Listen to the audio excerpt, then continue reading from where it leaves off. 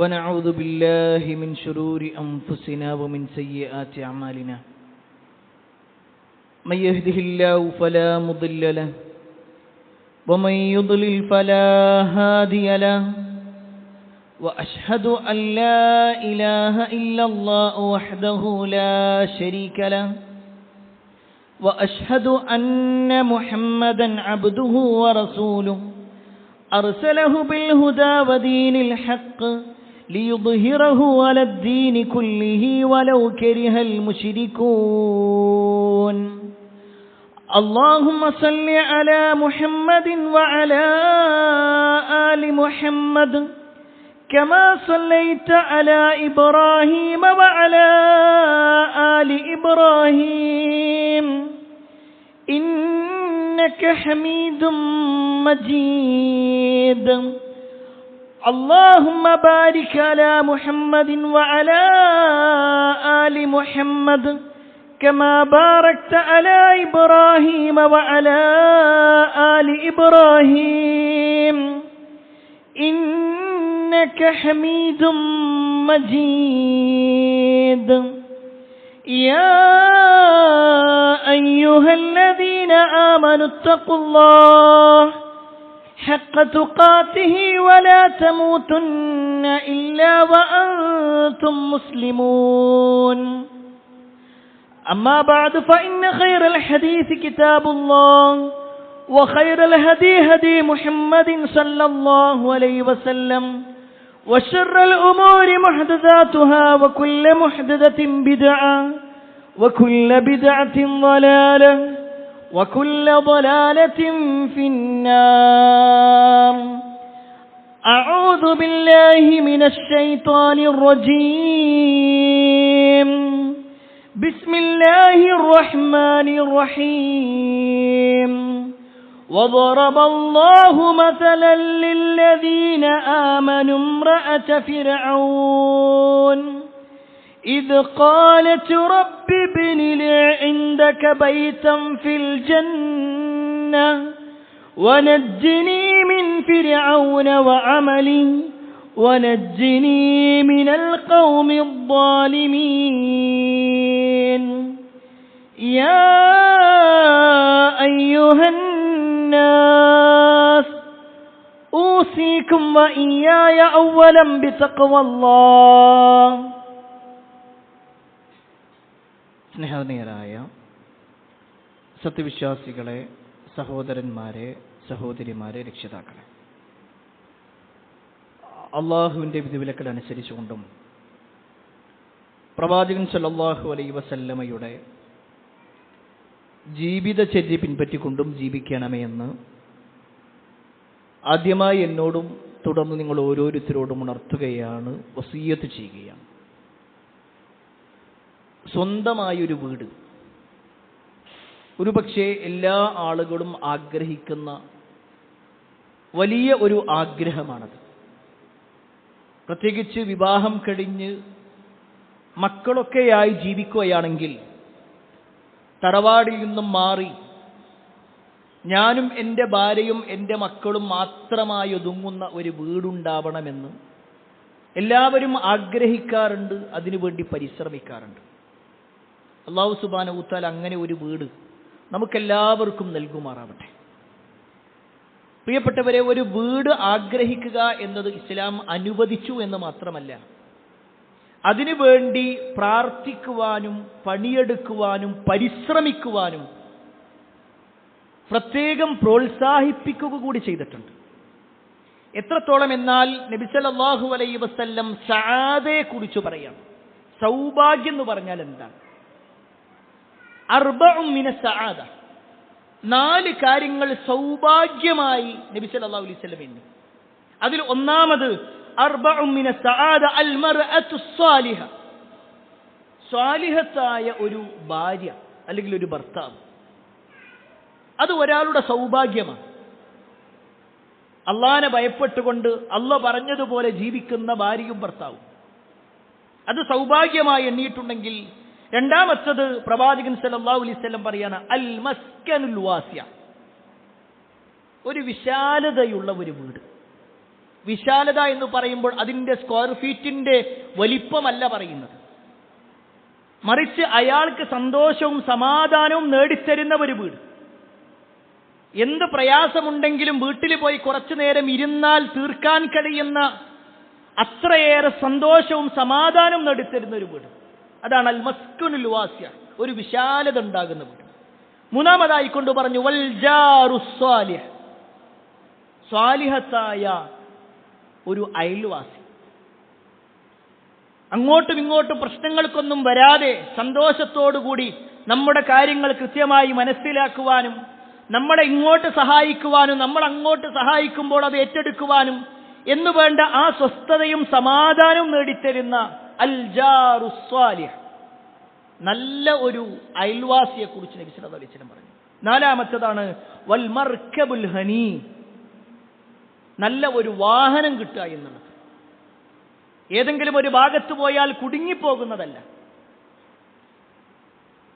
താൻ ഉദ്ദേശിച്ച സ്ഥലങ്ങളേക്ക് കൃത്യമായി എത്തിക്കാൻ കഴിയുന്ന ഒരു വാഹനം. ഈ 4 കാര്യം നബി സല്ലല്ലാഹു അലൈഹി വസല്ലം പറഞ്ഞു സആദയാണ്, സൗഭാഗ്യമാണ്. ഇതിന്റെ നേരെ വിപരീതവും പറഞ്ഞിട്ടുണ്ട്. ഇതൊന്നും അല്ലാത്തത് ഒരു ദൗർഭാഗ്യമായിക്കൊണ്ട്, ഒരു പ്രയാസമായിക്കൊണ്ട് നബി സല്ലല്ലാഹു അലൈഹി വസല്ലമ എണ്ണുകയും ചെയ്തിട്ടുണ്ട്. പ്രിയപ്പെട്ടവരെ, ഈ സൗഭാഗ്യത്തിൽപ്പെട്ടതാണ് അൽ മസ്കനുൽ വാസിഅ, വിശാലതയുള്ള വീട് എന്നാണെങ്കിൽ ഒരു വീട് വെക്കാനും അതിനുവേണ്ടി പണിയെടുക്കുവാനും ആ വീടുണ്ടാക്കാൻ വേണ്ടി പരിശ്രമിക്കാൻ എല്ലാം ഇസ്ലാം അനുവദിച്ചു. എന്നാൽ അതോടുകൂടി ചേർത്ത് വെക്കേണ്ട ഒരു കാര്യമുണ്ട്. നമ്മൾ എത്ര വലിയ വീട് വെച്ചാലും ശരി, ഈ ലോകത്ത് ആ വീടും ആ വീട്ടിലുള്ള ആളുകളും ഒന്നും ശാശ്വതരല്ല എന്നുള്ളതൊരു സത്യം. ഒരു പക്ഷേ 10 കൊല്ലം കൊണ്ട് ഒരാൾ സമ്പാദിച്ച സമ്പാദ്യങ്ങളെല്ലാം ഉണ്ടാക്കി അയാൾ ഒരു വീട് വെച്ചു. മലപ്പുറം ജില്ലയിൽ നടന്നൊരു സംഭവമാണ്. ഏകദേശം 9.5 വർഷക്കാലം ഗൾഫിൽ ജോലി ചെയ്ത് ആ സമ്പാദിച്ച സമ്പാദ്യങ്ങളെല്ലാം ഉണ്ടാക്കി ഒരാൾ വീടുണ്ടാക്കി. ആ വീടിരിക്കലിന് വേണ്ടി ആളുകളെ ക്ഷണിക്കാൻ വേണ്ടി കുടുംബക്കാരുടെ വീട്ടിലേക്ക് പോയപ്പോഴാണ് ഒരു ആക്സിഡന്റ് പറ്റിയിട്ട് അയാൾ മരിക്കണം. അത്രത്തോളം ദുർബലരാണ് നമ്മൾ. വീടുണ്ടാക്കുക എന്നുള്ളതല്ല, അതുണ്ടാകുക എന്നതോടൊപ്പം തന്നെ എത്ര കാലം അവിടെ താമസിക്കുമെന്നുള്ളത്. ഒരു പക്ഷേ അവിടെ താമസിക്കാൻ സ്ഥിര താമസം ആർക്കും സാധ്യമല്ല. ഇനി അല്ല, നമുക്ക് വേറെ പ്രയാസങ്ങൾ ശാരീരികമായിട്ടൊന്നുമില്ലെങ്കിലും ഇന്ന് നമ്മുടെ സമൂഹത്തിൽ നമ്മൾ കേട്ടുകൊണ്ടിരിക്കുന്നു ഉത്തരേന്ത്യൻ മോഡലുകൾ. ഒരു പക്ഷേ ജീവിതത്തിൽ എല്ലാ കാര്യങ്ങളും മാറ്റിവെച്ചുകൊണ്ട്, തന്റെ സൗഭാഗ്യങ്ങളെല്ലാം മാറ്റിവെച്ചുകൊണ്ട് ഒരുക്കൂട്ടി വെച്ചിരുന്ന വീട് ഒരു ദിവസം JCBയുമായി വന്ന്, ബുൾഡോസറുകളുമായി വന്ന് അത് തകർത്ത് കളയുന്ന സമാധാനമില്ലാത്ത ജീവിതങ്ങളും നമുക്ക് കാണാൻ കഴിയും. ഒരു പക്ഷേ കാലങ്ങളോളം ഉണ്ടാക്കിയ വീട് പിന്നീട് അതിന്റെ പേപ്പർ ശരിയല്ല എന്ന് പറഞ്ഞുകൊണ്ട് അത് ഗവൺമെന്റ് ഏറ്റെടുക്കുന്ന അവസ്ഥകൾ പലപ്പോഴും നമ്മൾ കാണാറുണ്ട്. ഞാൻ ഇത്രയും ഇത് ആമുഖമായി പറയാനുള്ള കാരണം, നമ്മളൊരു വീട് വെച്ചാലും അവിടെ സ്വസ്ഥമായി സമാധാനപൂർണമായി സ്ഥായിയായി എന്നൊന്നും നിലനിൽക്കാൻ പറ്റുന്ന വീടുകളല്ല ഉള്ളത്. അതൊക്കെ ക്ഷണികമാണ്. നമ്മൾ ഈ ലോകത്ത് എത്ര കഷ്ടപ്പെട്ടാലും, എത്ര വലിയ വീടാവട്ടെ ചെറിയ വീടാവട്ടെ ഏത് കളറാണെങ്കിലും ശരി, അതിനൊക്കെ ഒരു പരിധിയുണ്ട് എന്നുള്ളത്. കുറച്ചു കഴിഞ്ഞാൽ ഒരു പക്ഷേ വീട് വെച്ച ആളുകൾ പറയുന്ന ഒരു കാര്യം, വീട് വെക്കാനല്ല പണി, അത് വെച്ചതിന് ശേഷം പിന്നെ അതൊന്ന് മെയിൻറ്റെയിൻ ചെയ്തു പോകലാണെന്ന് പറയും. അപ്പോഴും പ്രയാസങ്ങൾ തന്നെയാണ്. ഓരോ ദിവസവും അവിടെ കേടുവന്നു, ഇവിടെ കേടുവന്നു, പൈപ്പ് പൊട്ടി എന്നിങ്ങനെയുള്ള പല കാര്യങ്ങൾ കേട്ടുകൊണ്ടിരിക്കും. എന്നാൽ പ്രിയപ്പെട്ടവരെ, ഇതൊന്നുമില്ലാത്തൊരു വീടുണ്ട്, ഒരു പ്രയാസവും കേൾക്കേണ്ടതില്ലാത്ത, ഒരിക്കലും അവിടെ നിന്ന് ഇറങ്ങിപ്പോ എന്ന് പറയുന്ന അവസ്ഥയില്ലാത്ത, അവിടെ നിന്ന് പ്രായം അധികരിച്ചു പോകുന്ന അവസ്ഥയില്ലാത്ത ഒരു വീട്. അതിനെക്കുറിച്ചാണ് ഇന്ന് നമ്മൾ വിശദീകരിക്കാൻ ഉദ്ദേശിക്കുന്നത്. സ്വർഗീയ ഭവനം. ഒരു പക്ഷേ ആ ഒരു വീടിന്റെ പ്രത്യേകത തന്നെ അല്ലാഹു വിശുദ്ധ ഖുർആനിലൂടെ പറഞ്ഞിട്ടുണ്ട്. വമസാകിനു ത്വയ്യിബതൻ ഫീ ജന്നാതി അദ്ൻ. സ്വർഗത്തിലുള്ള വീടിനെ കുറിച്ച് പറയാം. സ്ഥിരവാസത്തിനുള്ള സ്വർഗീയാരാമങ്ങളിൽ അവർക്ക് വിശിഷ്ടമായ പാർപ്പിടങ്ങളുണ്ട്. സ്വർഗത്തിന്റെ പ്രത്യേകതയാണ്, അത് സ്ഥായിയായിട്ടുള്ളതാണ്, ഒരിക്കലും നശിച്ചു പോകുന്നതല്ല സ്വർഗത്തിലുള്ള വീട്. ഒന്നാമത്തെ പ്രത്യേകത അതാണെങ്കിൽ, രണ്ടാമത്തെ പ്രത്യേകത നിർഭയത്വമുള്ള വീടായിരിക്കും. നശിച്ചു പോകുക എന്ന അവസ്ഥയില്ല എന്ന് മാത്രമല്ല, അവിടെ എന്നും സമാധാനം, ഭയപ്പെട്ടുകൊണ്ടിരിക്കേണ്ട ഒരവസ്ഥ. ആരെങ്കിലും വന്ന് ഇത് പൊളിച്ചു കളയുമോ, അല്ലെങ്കിൽ ആരെങ്കിലും ഇവിടെ നിന്ന് ഇറങ്ങിപ്പോകാൻ വേണ്ടി പറയുമോ, നാളെ ഇതിന്റെ പേപ്പർ ശരിയല്ല എന്ന് പറഞ്ഞുകൊണ്ട് അവിടെ നിന്ന് ഇറക്കി വിടുമോ, ഒന്നും പേടിക്കേണ്ടതില്ല. അള്ളാഹു പറയാണ്, വഹും ഫിൽ ഗുറുഫാതി ആമിനൂൻ. അവിടെയുള്ള വീടുകൾ എന്ന് പറഞ്ഞാൽ അമ്നിന്റേതാണ്, നിർഭയത്വത്തിൻ്റെതാണ്. ഒരിക്കലും ഒരു പേടിയുമില്ലാതെ സ്വസ്ഥമായി സമാധാനപൂർണ്ണമായി ജീവിക്കാൻ കഴിയുന്നത്. പ്രിയപ്പെട്ടവരെ, ഒരാൾക്ക് ആ സമാധാനം കിട്ടുക എന്ന് മാത്രമല്ല, വേറെ ചില ഹദീസുകളിൽ ഈ പറഞ്ഞ രണ്ട് കാര്യങ്ങൾ ഖുർആനിൽ അള്ളാഹു പറഞ്ഞതാണെങ്കിൽ റസൂലുള്ളാഹി സ്വല്ലല്ലാഹു അലൈഹി വസല്ലമ സ്വർഗത്തിലെ വീടുകളെ കുറിച്ച് പറഞ്ഞ ചില കാര്യങ്ങളുണ്ട്. ഒരു പക്ഷേ നമ്മളൊക്കെ ഈ ദുനിയാവിൽ ആദ്യം വിചാരിക്കുക ഒരു കുറച്ച് സ്ഥലം കിട്ടിയാൽ മതി എന്നായിരിക്കും. നമ്മുടെ പേരിൽ കുറച്ച് സ്ഥലമായി കഴിഞ്ഞാൽ അവിടെ ഒരു ചെറ്റക്കുടിലെങ്കിലും കിട്ടണമെന്നായിരിക്കും. അത് കഴിഞ്ഞാൽ പിന്നെ അതൊന്ന് വാർപ്പാകണമെന്നാകും, പിന്നെ അതിന്റെ മുകളിലേക്ക് എടുക്കണമെന്നാകും. ഒരുപാട് ആഗ്രഹങ്ങളായിരിക്കും. എന്നാൽ നമ്മൾ എത്ര ആഗ്രഹിച്ചാലും, നമ്മൾ എത്ര പരിശ്രമിച്ചാലും ഈ ദുനിയാവിൽ നമുക്ക് ഉണ്ടാക്കാൻ കഴിയാത്ത ചില വീടുകളുണ്ട്. അതെത്ര വലിയ സ്ക്വയർ ഫീറ്റ് ഉണ്ട്, 1,00,000 സ്ക്വയർ ഫീറ്റ് ഉണ്ട് എന്ന് പറഞ്ഞിട്ട് കാര്യമില്ല. ഈ ദുനിയാവിൽ ഉണ്ടാക്കാൻ കഴിയാത്ത വീടുകളാണ് സ്വർഗത്തിന്റെ വീട്. ആ വീടിനെ കുറിച്ച് റസൂലുള്ളാഹി സ്വല്ലല്ലാഹു അലൈഹി വസല്ലം പറയാണ്, അൽ ജന്നത്തു ബിനാഉഹാ ലബിനത്തും മിൻ ഫിദ്ദ വലബിനത്തും മിൻ ദഹബ്. സ്വർഗത്തിലുള്ള ആ കെട്ടിടങ്ങളാവട്ടെ, വീടുകളാവട്ടെ, അതിന്റെ ഒരു ഇഷ്ടിക സ്വർണമാണെങ്കിൽ മറ്റേ ഇഷ്ടിക വെള്ളിയുടേതായിരിക്കും. സ്വർണത്തിന്റെയും വെള്ളിയുടെയും ഇഷ്ടികകളാണുള്ളത്. ഇനി അത് രണ്ടും ചേർത്ത് വെക്കുന്ന, നമ്മളിവിടെ സിമന്റ് ഒക്കെ ചേർത്ത് വെക്കുന്നതാണെങ്കിൽ അതിനെ രണ്ടിനെയും ചേർത്ത് നിർത്തുന്ന ആ ഒരു ചാന്ത് എന്ന് പറയുന്നതുണ്ടല്ലോ, അത് എന്ന് പറഞ്ഞാൽ അതിശ്രേഷ്ഠമായ കസ്തൂരിയായിരിക്കും. അതിൽ നിന്നിങ്ങനെ സുഗന്ധം വന്നുകൊണ്ടേയിരിക്കും. ആ വീടിന്റെ മുറ്റത്തുള്ള കല്ലുകൾ, ഒരു പക്ഷേ നമ്മളൊക്കെ ഇവിടെ ജെല്ലി പോലുള്ളതൊക്കെയാണ് നിരത്തി വെക്കുന്നതെങ്കിൽ, സ്വർഗത്തിലുള്ള വീടിന്റെ മുന്നിലുള്ള കല്ലുകൾ എന്ന് പറഞ്ഞാൽ മുത്തുകളും പവിഴങ്ങളുമായിരിക്കും. അതിങ്ങനെ തിളങ്ങിക്കൊണ്ടിരിക്കും. അതുമാത്രമല്ല, അതിലെ മുന്നിലുള്ള മണ്ണുകൾ എന്ന് പറഞ്ഞാൽ അത് കുങ്കുമപ്പൂവായിരിക്കും. അതിന്റെ നിറമുള്ളതായിരിക്കും.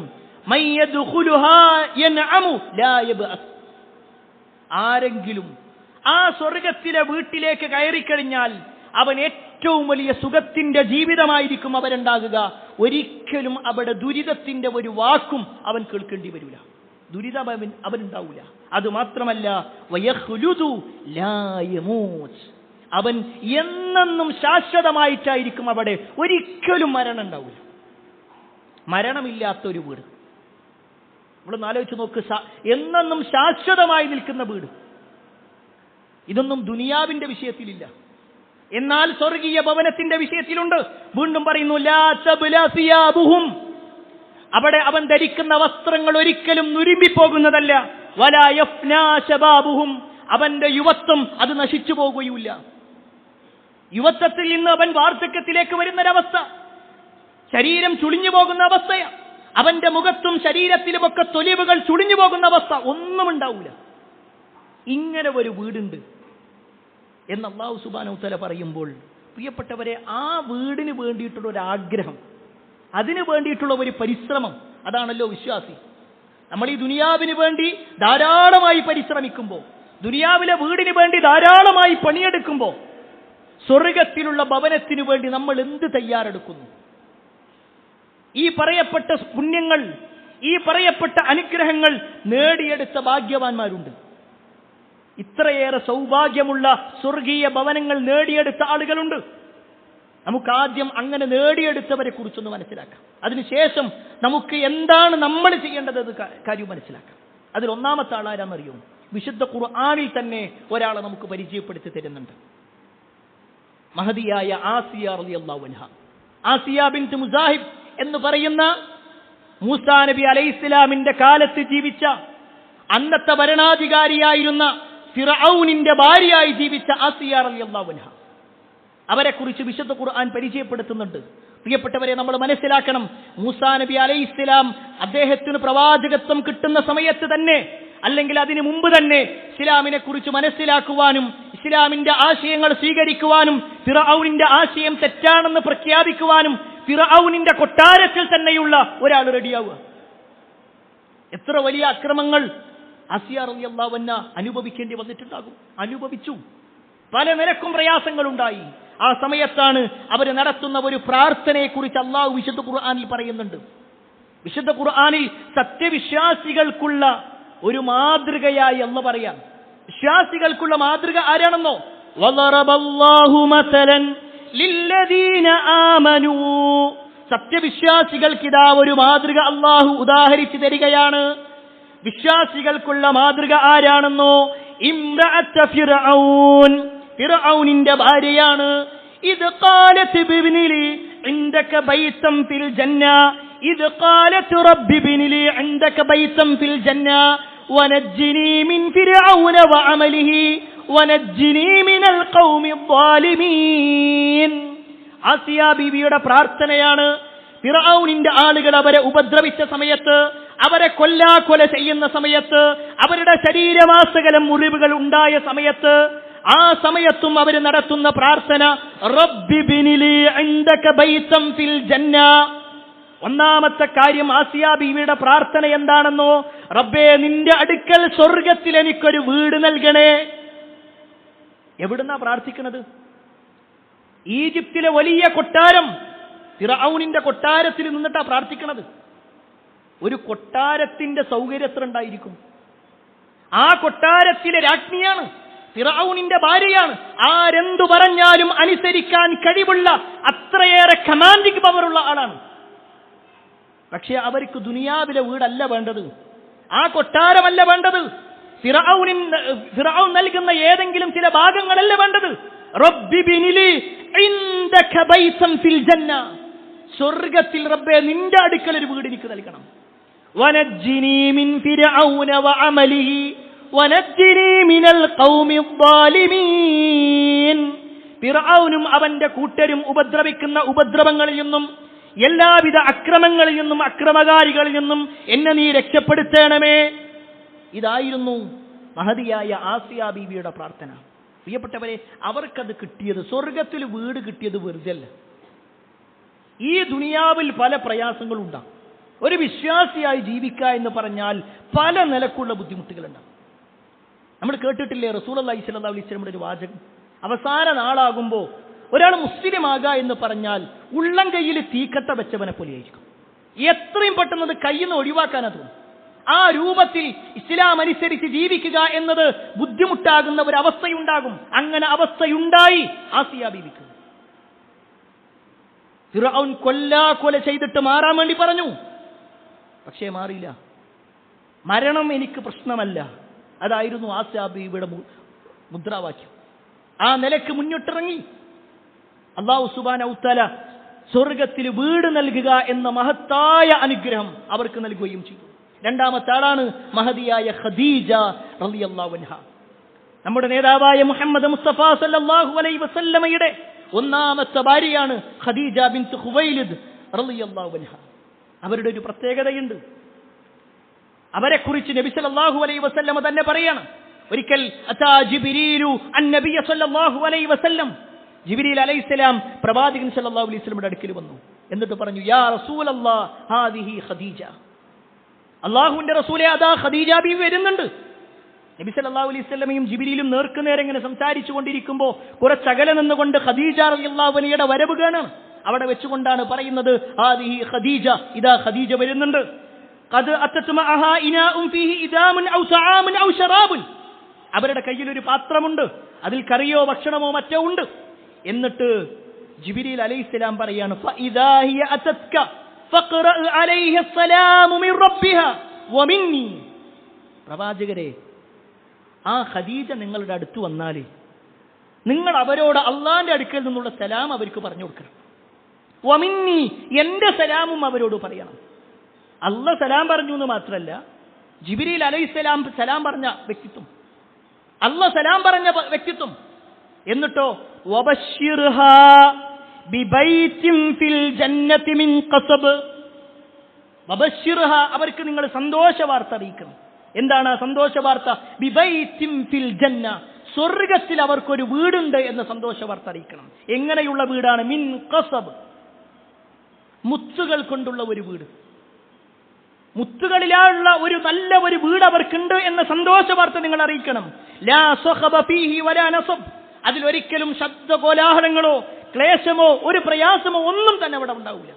ഈ വാചകം പറയുമ്പോൾ നമ്മൾ മനസ്സിലാക്കണം, റസൂലുള്ളാഹി സ്വല്ലല്ലാഹു അലൈഹി വസല്ലമക്ക് പ്രബോധനം തുടങ്ങിയ സമയം ആദ്യമായി പ്രവാചകനിൽ വിശ്വസിച്ചത് ഖദീജ റളിയല്ലാഹു അൻഹയാണ്. പ്രവാചകനിൽ വിശ്വസിച്ച ആളുകളെല്ലാം പ്രയാസം അനുഭവിക്കേണ്ടി വന്നിട്ടുണ്ട്. അതിൽ മുൻപന്തിയിൽ തന്നെയായിരുന്നു ഖദീജ റളിയല്ലാഹു അൻഹ. ആദ്യമായി ഇസ്ലാം സ്വീകരിക്കുക, അവരുടെ എല്ലാ സമ്പത്തും ഇസ്ലാമിന് വേണ്ടി ചെലവഴിച്ചു. എല്ലാ അർത്ഥത്തിലും പ്രവാചകൻ സല്ലല്ലാഹു അലൈഹി വസല്ലമക്ക് താങ്ങും തണലുമായി നിന്നു. പല വിധത്തിലുള്ള പ്രയാസങ്ങളുമായിട്ട് ശത്രുക്കൾ നേരിട്ടത്. എത്രത്തോളം എന്നാൽ അവരുടെ മക്കളെ വിവാഹം ആലോചിച്ച ആ വിവാഹമോചനം നടത്താൻ വേണ്ടി തയ്യാറാവുക. എന്തെല്ലാം പ്രയാസങ്ങൾ അനുഭവിക്കേണ്ടി വന്നു. ഖദീജ റളിയല്ലാഹു അൻഹ ഒരു കുട്ടിയെ പ്രസവിച്ചു. നബി സല്ലല്ലാഹു അലൈഹി വസല്ലമ പ്രവാചകനായിരിക്കെ പ്രവാചകൻ സല്ലല്ലാഹു അലൈഹി വസല്ലമയുടെ ഭാര്യയായ ഖദീജ റളിയല്ലാഹു അൻഹ ഒരു പ്രസവത്തിന് സാക്ഷിയായി. അവർ പ്രസവിച്ചു. ആ കുട്ടി വളരെ തുച്ഛമായ ദിവസങ്ങൾ മാത്രം ഉണ്ടായത്. ആ കുട്ടി മരണപ്പെട്ടു. ആ സമയത്ത് നബി സല്ലല്ലാഹു അലൈഹി വസല്ലമയുടെ ഏറ്റവും അടുത്ത് നിൽക്കുന്ന അയൽവാസിയായ അബൂലഹബ് അവിടെ വരുന്നുണ്ട്. ഒരു തൂണ് അല്ലെങ്കിൽ ഒരു ചുമര് അത്രത്തോളം അടുത്താണ് അവർ, രണ്ട് വീടുകൾ തമ്മിൽ. ഖദീജ റളിയല്ലാഹു അൻഹയെ സമാധാനിപ്പിക്കേണ്ടതിന് പകരം ഈ അബൂലഹബും അവന്റെ ഭാര്യയും വന്നുകൊണ്ട് കളിയാക്കിക്കൊണ്ട് പരിഹസിച്ചുകൊണ്ട് പറയാണ്, ബസറ മുഹമ്മദ്, ബസറ മുഹമ്മദ്, മുഹമ്മദ് വാലച്ചവനായി, ഭാവിയില്ലാത്തവനായി, ആൺകുട്ടികളില്ല, വെറും പെൺകുട്ടികൾ മാത്രമാണ്. കളിയാക്കിക്കൊണ്ടുള്ള വാക്കുകൾ. അയൽവാസി എന്ന നിലക്ക്, കുടുംബക്കാരൻ എന്ന നിലക്ക് നബിക്ക് സമാശ്വാസം പറയേണ്ട ആൾ പ്രവാചകനെ പരിഹസിച്ചു. അതിന്റെ മുൻപന്തിയിൽ ഖദീജ റളിയല്ലാഹു അൻഹയും കേൾക്കേണ്ടി വന്നു പലതും. പക്ഷേ എന്നിട്ട് പോലും റസൂലുള്ളാഹി സ്വല്ലല്ലാഹു അലൈഹി വസല്ലമയോട് ഒരു ആക്ഷേപത്തിന്റെ വാക്ക്, നിങ്ങൾ ഈ ഒരു പ്രബോധനം തുടങ്ങിയത് കൊണ്ടാ ഇത്രയും പ്രയാസങ്ങൾ ഉണ്ടായത്, നമ്മുടെ മക്കൾ മരിച്ചില്ലേ, നമ്മുടെ മക്കളെ സ്വലാത്ത് ചൊല്ലപ്പെട്ടില്ലേ, ഒന്നും പറഞ്ഞില്ല. ക്ഷമിച്ചും സഹിച്ചും റസൂലുള്ളാഹി സ്വല്ലല്ലാഹു അലൈഹി വസല്ലമയുടെ കൂടെ നിന്നു. എങ്കിൽ പ്രിയപ്പെട്ടവരെ, വിശ്വാസി എന്ന നിലക്ക് നമ്മൾ റസൂലുള്ളാഹി സ്വല്ലല്ലാഹു അലൈഹി വസല്ലമയുടെ സുന്നത്തുകൾ അനുധാവനം ചെയ്യേണ്ടതുണ്ട്. വിമർശനങ്ങൾ ഉണ്ടാകും, ബുദ്ധിമുട്ടുകൾ ഉണ്ടാകും. മുസ്ലിമായതിന്റെ പേരിൽ പല വിധത്തിലുള്ള ബുദ്ധിമുട്ടുകൾ ഉണ്ടാകും. അവിടെയെല്ലാം നേരത്തെ സൂചിപ്പിച്ചതുപോലെ ഞാനൊരു മുസ്ലിമാണെന്ന് വ്യക്തമാക്കിക്കൊണ്ട് ജീവിക്കുകയാണ് നമ്മൾ വേണ്ടത്. ഇനി മൂന്നാമത്തെ വ്യക്തിയാണ് മഹാനായ ഉമർ ഇബ്നുൽ ഖത്താബ് റളിയല്ലാഹു അൻഹു. ഉമർ റളിയല്ലാഹു അൻഹുവിനെ സംബന്ധിച്ചിടത്തോളം അദ്ദേഹത്തിന് സ്വർഗ്ഗത്തിൽ ഒരു വെള്ള കൊട്ടാരമുണ്ട് എന്ന് നബി സല്ലല്ലാഹു അലൈഹി വസല്ലം പറഞ്ഞു. എപ്പോഴാണ് പറയുന്നതെന്നറിയോ? പ്രവാചകൻ സല്ലല്ലാഹു അലൈഹി വസല്ലമയുടെ ഹദീസിൽ കാണാൻ സാധിക്കും, ദഖൽതുൽ ജന്നത ഫഇദാ അന ബിഖസ്രിൻ മിൻ ദഹബിൻ, ഞാൻ സ്വർഗ്ഗത്തിന്റെ ഭാഗത്തേക്ക് പ്രവേശിച്ചു. നബി സല്ലല്ലാഹു അലൈഹി വസല്ലം പറയാണ്, പ്രവാചകൻ സല്ലല്ലാഹു അലൈഹി വസല്ലം സ്വർഗ്ഗത്തിലേക്ക് കടന്നു. ആ സ്വർഗ്ഗത്തിന്റെ വഴിയിലൂടെ ഇങ്ങനെ പോകുന്ന സമയത്ത് അവിടെ ഒരു തടാകം കാണുകയാണ് പ്രവാചകൻ സല്ലല്ലാഹു അലൈഹി വസല്ലം. ആ തടാകത്തിന്റെ ഭാഗത്തേക്ക് ചെന്ന് പ്രവാചകൻ സല്ലല്ലാഹു അലൈഹി വസല്ലം അതിലേക്ക് ഇങ്ങനെ നോക്കി. പ്രവാചകൻ വീണ്ടും തല ഉയർത്തി നോക്കുമ്പോൾ ഒരു വെള്ള കൊട്ടാരം അവിടെ കാണുകയാണ്. നബി സല്ലല്ലാഹു അലൈഹി വസല്ലമ ചോദിച്ചു, ഇത് ആർക്കുള്ളതാണ്? ഇത് ആരുടെ കൊട്ടാരമാണ്? ആ സമയത്ത് അവിടെ ഉണ്ടായിരുന്നവർ, സ്വർഗത്തിൽ ഉണ്ടായിരുന്ന ആളുകൾ പറഞ്ഞു, ലി ഉമർ ഇബ്നുൽ ഖത്താബ്, അത് ഉമറിന്റേതാണ്, അത് ഉമറിന്റേതാണ്. നബി സല്ലല്ലാഹു അലൈഹി വസല്ലം പിന്നീട് ഈ കാഴ്ചയെക്കുറിച്ച് സ്വഹാബത്തിനോട് പറയാം. ആ രംഗൊന്നും ഇങ്ങനെ ആലോചിച്ച് നോക്കാം. പ്രവാചകൻ സല്ലല്ലാഹു അലൈഹി വസല്ലം നിൽക്കുന്നു, സ്വഹാബിമാരെല്ലാവരും അവിടെയുണ്ട്. അതിൽ ഉമർ ഇബ്നുൽ ഖത്താബ് റളിയല്ലാഹു അൻഹു ഉണ്ട്. എന്നിട്ട് നബി സല്ലല്ലാഹു അലൈഹി വസല്ലം പറയാണ്, ഞാൻ ഇങ്ങനെ സ്വർഗ്ഗത്തിന്റെ ഭാഗത്തു കൂടി പോയപ്പോ ഒരു വെള്ള കൊട്ടാരം കണ്ടു. അതിൽ കയറണമെന്ന് എനിക്ക് ആഗ്രഹമുണ്ടായിരുന്നു. പക്ഷേ ഉമറിന്റെ ഗീറത്ത്, ആ ഒരു ദേഷ്യം, ആ നീരസം ഞാൻ പേടിച്ചു. എന്നിട്ട് റസൂലുള്ളാഹി സ്വല്ലല്ലാഹു അലൈഹി വസല്ലം പറയാണ്, ഫമാ മനഅനി അൻ അദ്ഖുലഹു യാ ഇബ്നുൽ ഖത്താബ് ഇല്ലാ മാ അഅലമു മിൻ ഗൈറതിക, ഖത്താബിന്റെ മകനെ, നിങ്ങളുടെ ഗീറത്തിനെ കുറിച്ച് എനിക്ക് അറിവില്ലായിരുന്നെങ്കിൽ ഞാൻ എന്തായാലും അതിലേക്ക് കയറിയിട്ടുണ്ടാകും, അതൊന്ന് കാണണമെന്ന്. പക്ഷേ ഉമറിൻ്റെതാണെന്ന് പറഞ്ഞപ്പോൾ ഞാനൊന്ന് ബാക്കിലേക്ക് നിന്നു. അത് കേൾക്കുമ്പോൾ നമ്മളൊന്ന് ആലോചിച്ചു നോക്കാം, നമ്മളാണെങ്കിൽ നമുക്ക് അപ്പോഴും സന്തോഷമായിരിക്കും, എനിക്ക് സ്വർഗ്ഗം ഉണ്ടല്ലോ എന്ന്. പക്ഷേ ഉമർ റളിയല്ലാഹു അൻഹു മുന്നിലേക്ക് വന്നു. എന്നിട്ട് പ്രവാചകൻ സല്ലല്ലാഹു അലൈഹി വസല്ലമയോട് കണ്ണ് നിറഞ്ഞുകൊണ്ട് ചോദിക്കാണ്, ഫഅലൈക അഗാർ യാ റസൂലല്ലാഹ്, അല്ലാഹുവിന്റെ റസൂലേ, ഞാൻ നിങ്ങളോട് ദേഷ്യപ്പെടുവോ? ഞാൻ നിങ്ങളോട് ദേഷ്യപ്പെടുവോ?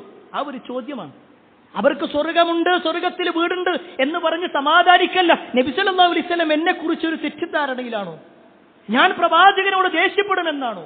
പ്രിയപ്പെട്ടവരെ, ഈ ഒറ്റ വാചകം മതി എന്തുകൊണ്ട് ഉമറിന് സ്വർഗത്തിൽ വീടുണ്ട് എന്നുള്ളതിന് പരിഹാരം. എന്തുകൊണ്ടാ സ്വർഗത്തിൽ വീട്? നബി സല്ലല്ലാഹു അലൈഹി വസല്ലമയെ അത്രത്തോളം സ്നേഹിച്ചു. നബി സല്ലല്ലാഹു അലൈഹി വസല്ലം ഏതൊരു കാര്യം പറഞ്ഞാലും അത് പിന്നത്തേക്ക് മാറ്റിയേക്കുന്നൊരവസ്ഥ, അത് സ്വീകരിക്കാം. എല്ലാ അർത്ഥത്തിലും മുന്നിട്ടിങ്ങനെ പോകുക, നന്മകളുടെ കാര്യത്തിൽ സജീവമാകുക, തഖ്വയുള്ള ജീവിതം എന്നിങ്ങനെ എല്ലാ കാര്യങ്ങളിലേക്കും ഉമർ ഇബ്നുൽ ഖത്താബ് റളിയല്ലാഹു അൻഹു പരിശ്രമിച്ചുവെങ്കിൽ ഈ പറയപ്പെട്ട മൂന്നാളുകളുടെ കാര്യത്തിൽ വിശുദ്ധ ഖുർആനിലും ഹദീസിലും അവർ സ്വർഗത്തിന്റെ വീട് ലഭിച്ച ആളുകളാണ്, കൊട്ടാരങ്ങൾ ലഭിച്ചവരാണ് എന്ന് പറഞ്ഞിട്ടുണ്ടെങ്കിൽ പ്രിയപ്പെട്ടവരെ, നമ്മളും ആഗ്രഹിക്കുന്നുണ്ട്, നമുക്കും വേണം സ്വർഗത്തിലൊരു വീട്. എങ്ങനെ നേടിയെടുക്കാൻ പറ്റും? ആസിയ ബീവിയുടെ ത്യാഗം നമ്മുടെ ജീവിതത്തിലില്ല. ഖദീജ ബീവിയുടെ ജീവിതം അത് നമ്മുടെ ജീവിതത്തിലില്ല. ഉമർ റളിയല്ലാഹു അൻഹു അനുഭവിച്ച പ്രയാസങ്ങൾ നമ്മൾ അനുഭവിച്ചിട്ടില്ല. പിന്നെ എങ്ങനെ നമുക്ക് നേടിയെടുക്കാൻ പറ്റും? അവിടെയാണ് റസൂലുള്ളാഹി സ്വല്ലല്ലാഹു അലൈഹി വസല്ലമയുടെ ഹദീസുകൾ പരിശോധിക്കുമ്പോൾ നമുക്കും ചില കാര്യങ്ങളുണ്ട്. സ്വർഗത്തിലൊരു വീട് ലഭിക്കാൻ നമുക്കും ചില പ്രവർത്തനങ്ങളുണ്ട്. അതിൽ ഒന്നാമത്തെ കാര്യം എന്താണെന്നറിയും? ഒന്നാമത്തെ കാര്യം ആത്മാർത്ഥമായിട്ട് നമ്മൾ പ്രാർത്ഥിക്കുക എന്നുള്ളതിന്. നമ്മൾ സ്വയം ഒന്ന് ആലോചിച്ച് നോക്കി കാണും. നമ്മളെപ്പോഴും റബ്ബിനോട് പ്രാർത്ഥിക്കും, റബ്ബ് എനിക്കൊരു വീട് തരണം. പ്രത്യേകിച്ച് വീട്ടിലൊക്കെ നമ്മുടെ ഭാര്യയും ഉമ്മയും തമ്മിൽ എന്തെങ്കിലും ഒരു പ്രശ്നങ്ങൾ ഉണ്ടായിക്കഴിഞ്ഞാൽ, വീട്ടിൽ ചില ശബ്ദങ്ങൾ ഉണ്ടായിക്കഴിഞ്ഞാൽ ഉടനെ നമ്മൾ പറയും സ്വസ്ഥമായിട്ടൊന്ന് പോകാൻ. ഒരു വാടക വീടാണെങ്കിൽ റബ്ബ് എന്തെങ്കിലുമൊക്കെ ഒന്ന് റെഡിയാക്കി തരും. അല്ലേ? ഈ ദുനിയാവിന്റെ വിഷയത്തിൽ എത്ര തവണ നമ്മൾ വീടിന്റെ കാര്യത്തിന് വേണ്ടി പ്രാർത്ഥിക്കുന്നുണ്ട്, അതിനുവേണ്ടി പരിശ്രമിക്കുന്നുണ്ട്. എന്നാൽ പ്രിയപ്പെട്ടവരെ, ഇന്നത്തെ ദിവസം മാത്രം നോക്കി റബ്ബേ എനിക്ക് സ്വർഗത്തിലൊരു വീട് തരണേ എന്ന് നമ്മൾ പ്രാർത്ഥിച്ചിട്ടുണ്ടായിരുന്നു. വേണ്ട, ഇന്നത്തെ പോകട്ടെ, ഇന്നലെ പ്രാർത്ഥിച്ചു, മിനിഞ്ഞാന്ന്, കഴിഞ്ഞ ഒരാഴ്ച, ഒരു മാസമായിട്ട് ഇല്ല. നമ്മൾ പ്രാർത്ഥിക്കുന്നു നമസ്കാരം കഴിഞ്ഞാൽ ഒരു പക്ഷേ യാന്ത്രികമായി റബ്ബേ സ്വർഗം തരണേ, സ്വർഗം തരണേ, സ്വർഗം തരണേ. അതിനപ്പുറത്തേക്ക് ആത്മാർത്ഥമായിക്കൊണ്ട് മഹതിയായ ആസിയ ബീവി പ്രാർത്ഥിച്ചതുപോലെ റബ്ബി ബിനിലി ഇൻദക ബൈതൻ ഫിൽ ജന്ന, റബ്ബേ സ്വർഗത്തിൽ നിന്റെ അടുക്കൽ എനിക്ക് ഒരു വീട് തരണം. ആ ഒരു പ്രാർത്ഥന പ്രിയപ്പെട്ടവരെ നമ്മളിൽ ഉണ്ടാവണം. ഇതുവരെ തുടങ്ങാത്തവരാണെങ്കിൽ നമ്മുടെ പ്രാർത്ഥനയിൽ നമ്മൾ എപ്പോഴെല്ലാം പ്രാർത്ഥിക്കാൻ വേണ്ടി കൈകൾ ഉയർത്തുന്നുണ്ടോ ആ സമയത്തെല്ലാം ഒരു ഭാഗം സ്വർഗത്തിലൊരു വീട്, സ്വർഗത്തിലൊരു വീട്. ഈ ദുനിയാവിന്റെ വീട് നമ്മൾ 10 തവണ ചോദിക്കുന്നുണ്ടെങ്കിൽ അതിലേറെ നമ്മൾ ചോദിക്കണം സ്വർഗത്തിൽ ശാശ്വതമായ ഒരു വീട് കിട്ടാൻ വേണ്ടി.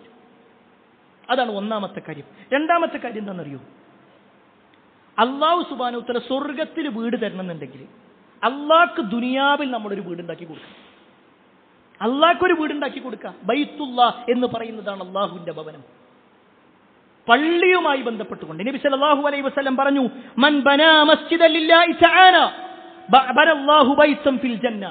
ആരെങ്കിലും അള്ളാഹ്ക്ക് വേണ്ടി ദുനിയാവിൽ ഒരു വീടുണ്ടാക്കിയാൽ, അള്ളാഹ്ക്ക് വേണ്ടിയിട്ടുള്ള വീട് എന്ന് പറഞ്ഞാൽ ഒരു പള്ളി ഉണ്ടാക്കിയാൽ, ബനല്ലാഹു ബൈതൻ ഫിൽ ജന്ന, അള്ളാഹു സ്വർഗത്തിൽ അയാൾക്കൊരു വീടുണ്ടാക്കി കൊടുക്കും. ഇത് കേൾക്കുമ്പോൾ നമ്മൾ വിചാരിക്കും പടച്ചറബി അത്രത്തോളം ലക്ഷങ്ങളൊന്നും നമ്മളെ കയ്യിലില്ല, നമ്മൾ അതിന് മാത്രം വലിയ സാമ്പത്തിക സ്ഥിതിയുള്ള ആളുകളല്ല. എന്നാ കേട്ടോ റസൂലുള്ളാഹി സ്വല്ലല്ലാഹു അലൈഹി വസല്ലം പറഞ്ഞത്, മൻ ബനാ മസ്ജിദൻ ലില്ലാഹി കമഫഹസി ഖതാത്തിൻ ഔ അസ്ഗർ ബനല്ലാഹു ലഹു ബൈതൻ ഫിൽ ജന്ന. ആരെങ്കിലും അല്ലാഹ്ക്ക് വേണ്ടി ഒരു വീടുണ്ടാക്കണം, കമഫഹസി ഖതാത്ത്, ഒരു കുരുവിക്കൂടിന്റെ അത്ര പോലും, ഔ അസ്ഗർ അല്ലെങ്കിൽ അതിനേക്കാൾ ചെറുത്, ഒരു കുരുവിക്കൂടിന്റെ അത്രയുള്ള പള്ളി ഉണ്ടാക്കിയിട്ട് കാര്യമുണ്ടോ? അവിടെ ആർക്കെങ്കിലും നിസ്കരിക്കാൻ കഴിയുമോ? പിന്നെ എന്താ അവിടെ ഉദ്ദേശിക്കുന്നത്? ഒരാൾക്ക് അതിനുള്ള പൈസ കൊടുക്കാൻ കഴിയുള്ളൂ. എന്നാൽ അത് കൊടുക്കുക. ഒരു പള്ളിയുടെ വിഷയത്തിൽ നമ്മുടെ മുന്നിലേക്ക് കൈകൾ നീട്ടുമ്പോൾ, നമ്മളോട് ചില ആവശ്യങ്ങൾ പറയുമ്പോൾ നമ്മളെ കൊണ്ട് എന്ത് ചെയ്യാൻ കഴിയുമോ അത് കൊടുക്കുക. അവിടെയാണ് പറയുന്നത് കമഫഹസി ഖതാത്തിൻ ഔ അസ്ഗർ, ഒരു കുരുവിക്കൂടിന്റെ അത്ര. നമ്മൾ ആലോചിച്ച് കാണി, നമ്മുടെ വീട്ടിൽ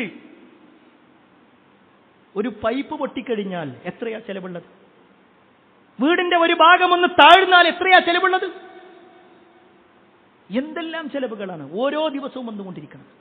അതിനൊക്കെ നമ്മുടെ കയ്യിൽ നമ്മൾ എങ്ങനെയെങ്കിലുമൊക്കെ പൈസ ഉണ്ടാക്കി കൊടുക്കും. എന്നാൽ പ്രിയപ്പെട്ടവരെ, ഒരു പള്ളിയുടെ വിഷയം വരുമ്പോൾ എത്ര ആളുകൾ അതിന് ആത്മാർത്ഥമായി കൊണ്ട് നമ്മളെ കൊണ്ട് കൊടുക്കണമെന്ന അതിയായ താല്പര്യത്തോടു കൂടി കൊടുക്കുന്നുണ്ട്. ഇല്ല എന്നല്ല, ഒരുപാട് ആളുകൾ ചെയ്യുന്നുണ്ട്. അൽഹംദുലില്ലാഹ്, നമ്മുടെ ഈ പള്ളിയുടെ വിഷയത്തിൽ ഒരുപാട് സഹായിച്ച ആളുകൾ, വീണ്ടും വീണ്ടും വീണ്ടും സഹായിച്ച ആളുകൾ ഒരുപാട് ആളുകളുണ്ട്.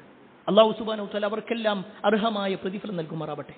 ഒരു പക്ഷേ അവരുടെ കയ്യിലില്ല എന്ന് തോന്നിയിട്ട് പോലും ചില കാര്യങ്ങൾ പറയുമ്പോൾ എങ്ങനെയെങ്കിലും റെഡിയാക്കി തന്ന ആളുകൾ, അങ്ങനത്തെ അത്ഭുതങ്ങൾ കാണിക്കുന്ന ആളുകൾ. ഞാനിത് വെറും വാക്കല്ല. നമ്മുടെ മുൻഗാമികളെ സംബന്ധിച്ചിടത്തോളം അവരൊക്കെ അവരുടെ ജീവിതത്തിന്റെ വലിയ ഒരു ഭാഗം അള്ളാഹുവിന്റെ കാര്യത്തിന് കൊടുക്കുക.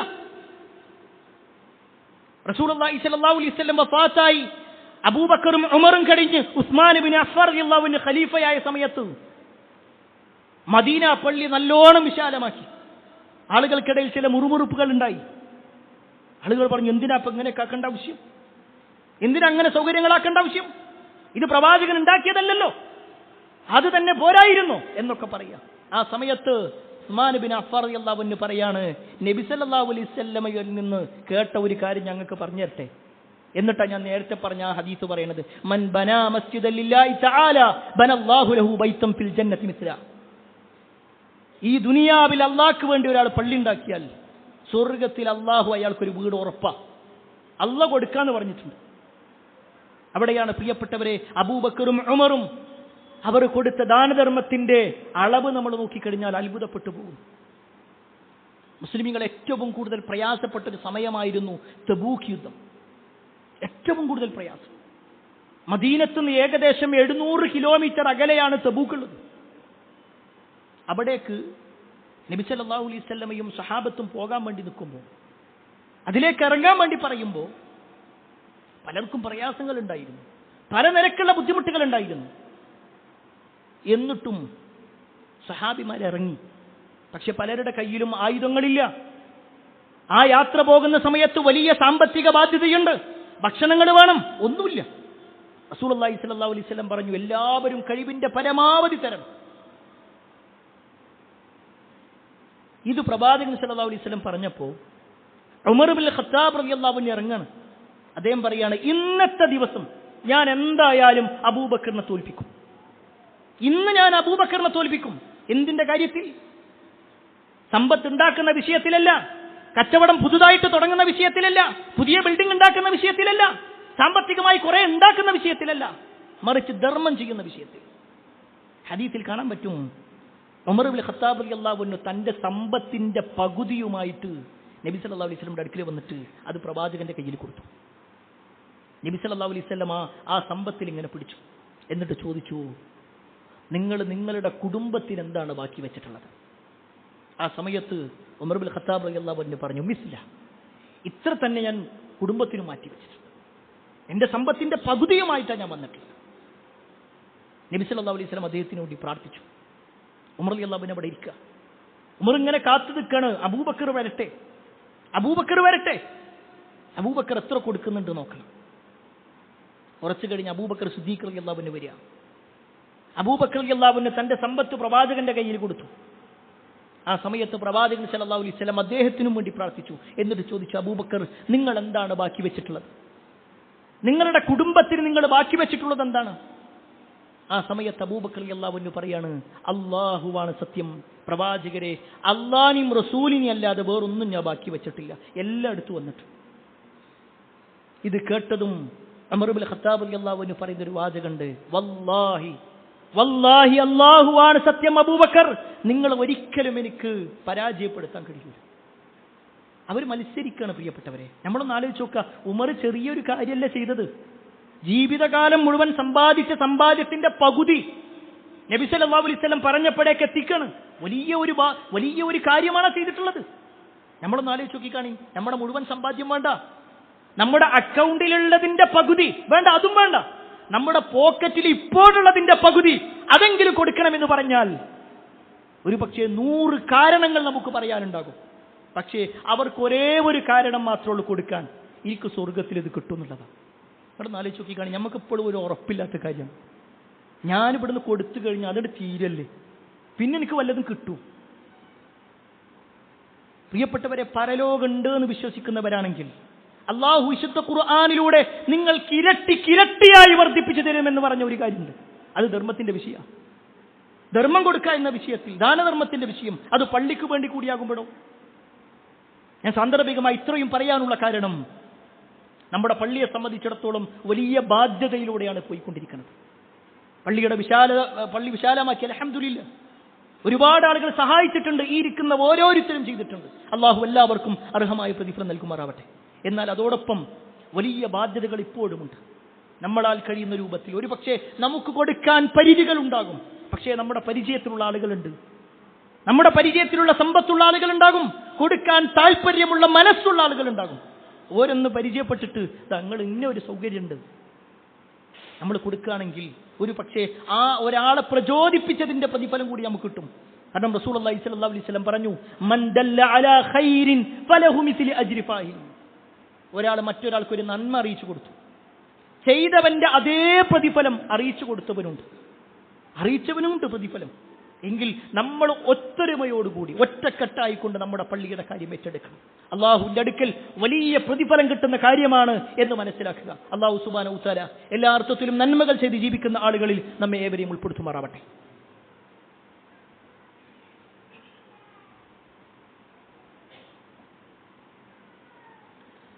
അൽഹംദുലില്ലാഹി റബ്ബിൽ ആലമീൻ വസ്സലാത്തു വസ്സലാമു അലാ റസൂലില്ലാഹ് വഅലാ ആലിഹി വഅസ്ഹാബിഹി അജ്മഈൻ. അമ്മാ ബഅദ്. പ്രിയപ്പെട്ട സഹോദരങ്ങളെ, സത്യവിശ്വാസികളെ, അള്ളാഹുവിൻ്റെ വിധിവിലക്കുകൾ അനുസരിച്ചുകൊണ്ടും പ്രവാചകൻ സല്ലല്ലാഹു അലൈഹി വസല്ലമയുടെ ജീവിതചര്യ പിൻപറ്റിക്കൊണ്ടും ജീവിക്കണമേ എന്ന് ഒരിക്കൽ കൂടി എന്നോടെന്ന പോലെ നിങ്ങൾ ഓരോരുത്തരോടും ഉണർത്തുകയാണ്, വസിയ്യത്ത് ചെയ്യുകയാണ്.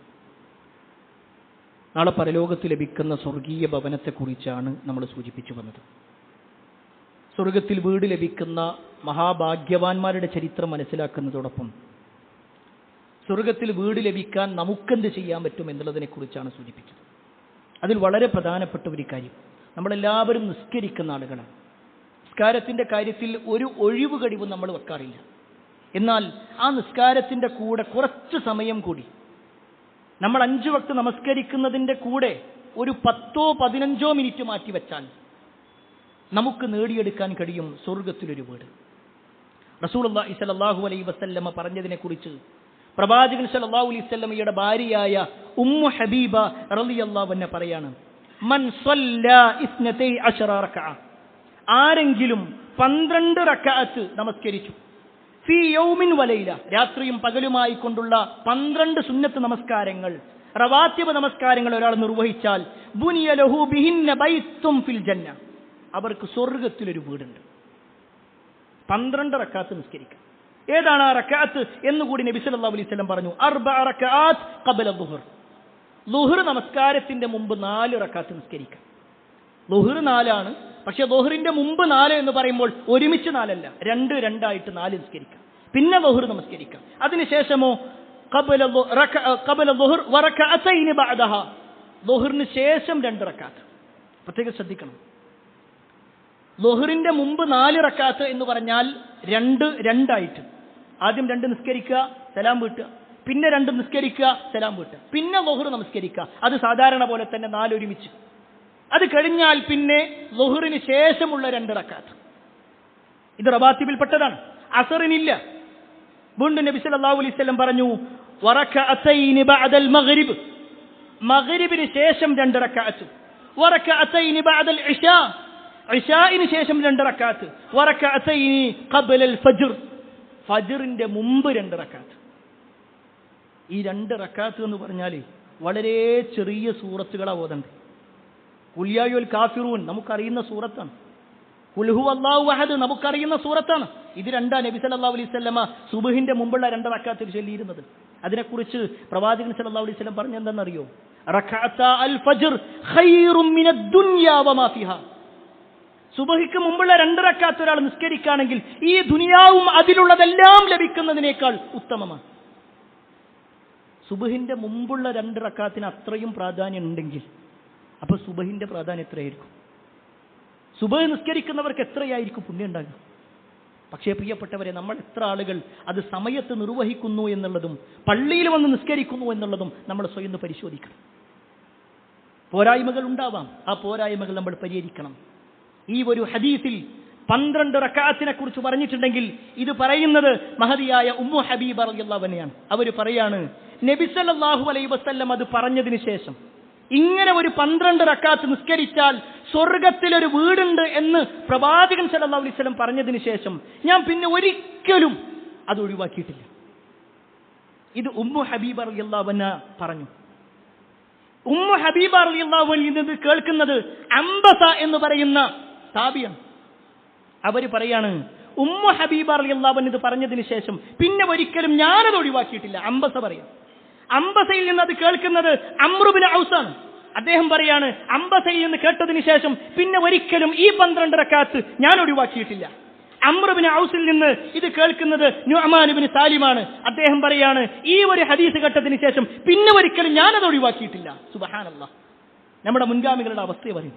ഒരു കാര്യം കേട്ട് കഴിഞ്ഞാൽ അതൊന്നും ഞാനുമായി യാതൊരു ബന്ധവുമില്ല, അതൊക്കെ അല്ലെങ്കിൽ നിസ്കരിക്കണന്നെ വലിയ കിട്ടല അല്ല.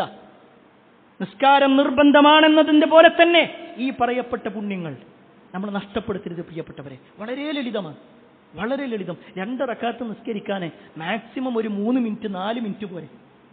നമ്മളൊരു 5 റീല് കാണുന്ന സമയം പോരെ. അത് നമ്മൾ നിസ്കരിച്ചാൽ കിട്ടുന്ന കൂലിയാണ്. പ്രിയപ്പെട്ടവരെ, ഉറപ്പിച്ചോ, വെറുതെ കിട്ടുന്നതല്ല സ്വർഗ്ഗം. ഒരിക്കലും വെറുതെ കിട്ടൂല.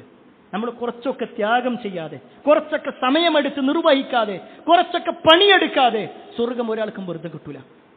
അതുകൊണ്ട് നമ്മുടെ ജീവിതത്തിൽ ഈ പറയപ്പെട്ട ഓരോ കാര്യങ്ങളും കൃത്യമായി നിർവഹിക്കുക. വീണ്ടും ഒരുപാട് കാര്യങ്ങളുണ്ട്. ഇൻഷാ അല്ലാഹ് അടുത്ത ഖുതുബയിൽ മറ്റുള്ള വിഷയങ്ങൾ കൂടി നമുക്ക് വിശദീകരിക്കാം. അല്ലാഹു സുബ്ഹാനഹു വ തആല ഈ പറഞ്ഞ ഓരോ കാര്യങ്ങളും ജീവിതത്തിന്റെ മുഴുവൻ മേഖലകളിലും ശ്രദ്ധിച്ചും സൂക്ഷിച്ചും കൊണ്ടുപോകാനുള്ള തൗഫീക്ക് നമുക്ക് ഏവർക്കും തൗഫീക്ക് നൽകുമാറാവട്ടെ. ഒരുപാട് ആളുകൾ പ്രാർത്ഥന കൊണ്ട് വസിയത്ത് നൽകിയിട്ടുണ്ട്. എല്ലാവരുടെയും പ്രാർത്ഥനകൾ അല്ലാഹു സ്വീകരിക്കുമാറാവട്ടെ.